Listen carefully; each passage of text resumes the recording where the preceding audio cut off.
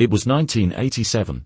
Dana Morosini was performing in a small-town cabaret. Chris was always a fan of theater and was in attendance. Afterward, he walked into the backroom to meet her. She'd fully expected to meet an arrogant jerk, as one often assumes of men in his position.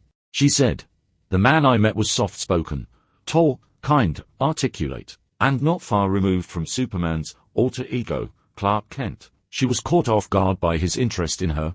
Chris said he'd just come back to compliment her, but later admitted he'd fallen in love with her in the moment he'd seen her. She was initially skeptical, knowing it could all be a ruse to get her into the sack. He later called her and she agreed to go out with him. She quickly fell in love and their relationship progressed. They moved in and lived together for several years, then they married and had a child. Theirs was always a good marriage, not prone to turbulence and strife, and the two were known for their public affection. They traveled and went sailing while pursuing their own careers. Eventually, horses came into the picture.